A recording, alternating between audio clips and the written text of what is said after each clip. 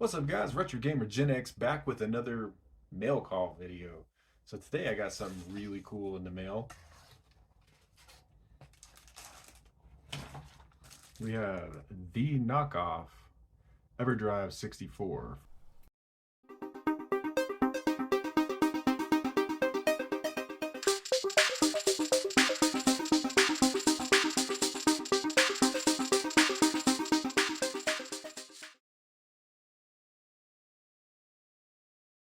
So here is the Everdrive 64 clone, Chinese clone here that we can see in the packaging here.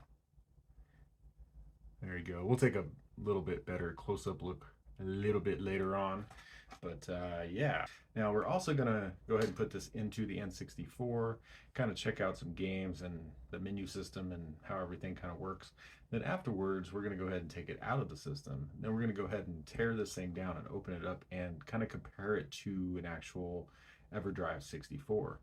Now, what I'm thinking is that this is probably the same as like the first version of the Everdrive 64 and not like the X5 or the X7.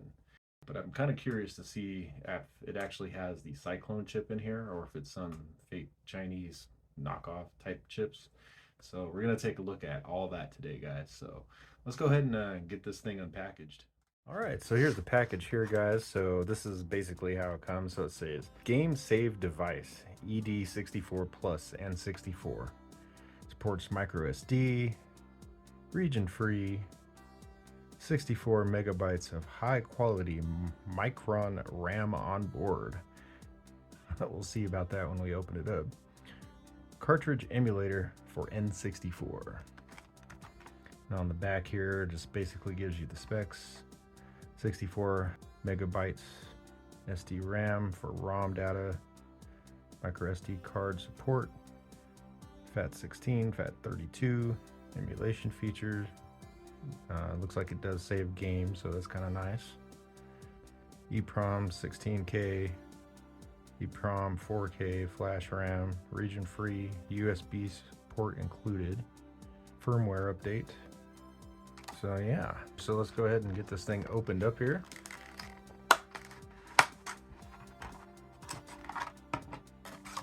Take it on out, nothing else in here. Yeah, there's definitely some other stuff in here. Here we go. There we are. Portable game system adapter. So we have the nice instructions here on what to do and how to do it. Game list for CC microchip and game save type information. All right. Yada, yada, yada. I'll have to go over all this here in a little bit, but let's go ahead and get this thing fired up and see how she runs. But yeah, take a look at that. Pretty cool label. It's got like the little Space Invader guys on here. And it feels pretty good quality. I mean, it's not cheap. Doesn't crink and crack in your hands. And here's the SD card. So it does come with a 16 gigabyte SD card filled with the ROMs. And the other thing here is the switch on top is for NTSC or PAL. And I need to switch that over here to NTSC because that's my region. So let's go ahead and get this thing plugged in, guys, and we'll give it a try. All right, guys, so we're going to go ahead and get this cartridge put into the N64. So I'm just going to go ahead and do that real quick here. Let me switch this over to the N64 and we'll turn it on. And there we go. All right, so we got the main screen loaded up with the menu here. So as you guys can kind of see, my controller here. Somebody commented the other day, this is the crouch cam. So, but this is the joy cam down here, guys. So let's go ahead and see what we got. So USA games, Europe games, test wallpaper. I guess you can change your wallpaper as well in the background. So instead of having that controller, that bitmap controller, you can put something else in the background, I guess. But let's go ahead and try to load some games here. So, well, first of all, let's just see if GoldenEye actually works. Oop, yeah, you gotta hit start. I forgot.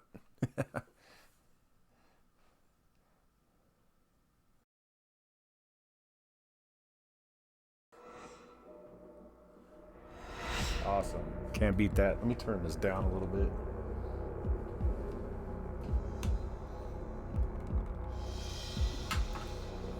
And like super loud. Mike was probably picking it up there. Alright, so it looks like GoldenEye works. Let's just make sure the game itself works. Go ahead and load into it here.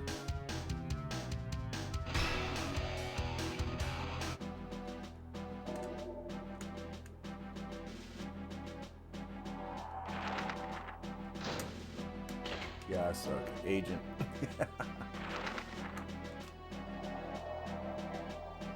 Just make sure everything loads up and everything's good.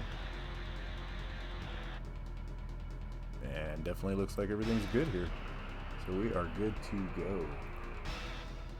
Awesome. I'm just going to skip ahead a little bit. And yep. Everything looks good. Except I can't play. There we go.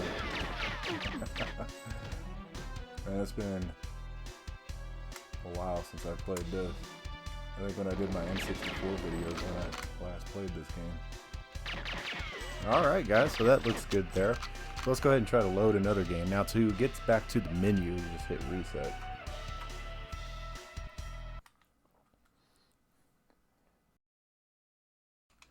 So let's go ahead and just pick something, I don't know.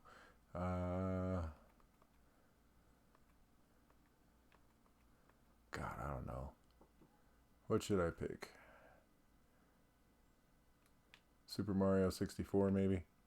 Let's try that.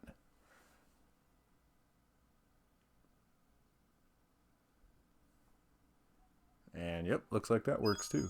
It's me, Mario. So we have successfully loaded a couple games straight from the cartridge here, so it looks like everything works just fine. I'm not seeing anything that's not working. So yeah.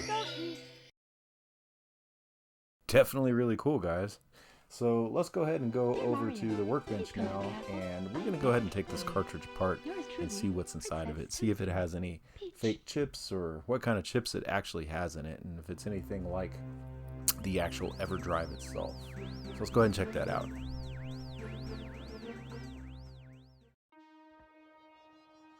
Okay, so we have the ED64 Plus cart here. So it just looks like it has just two screws holding it all together here. So we're just going to go ahead and take these out and see what makes this thing tick inside.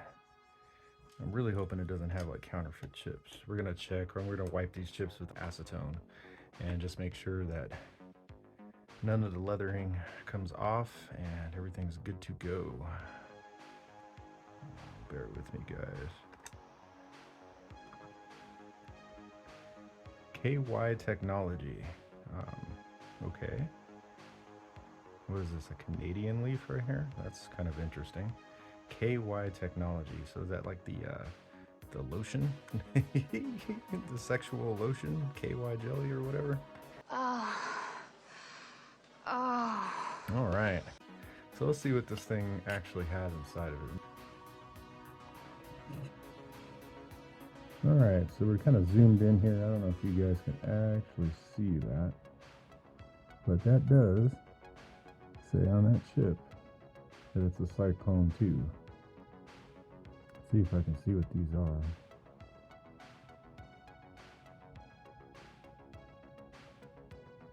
Okay, what's that Samsung chip? I'm actually surprised to see a Samsung chip in here.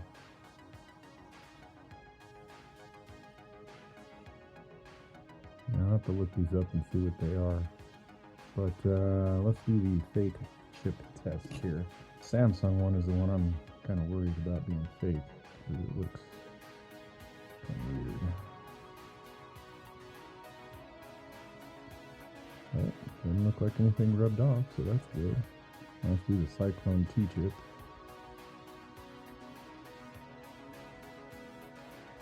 The lettering on this one is really Not very legible on the camera, but I can see it with the bare eye. And yep, that looks good too. Nothing came off. Now there's a little check mark on here, so that might actually rub off.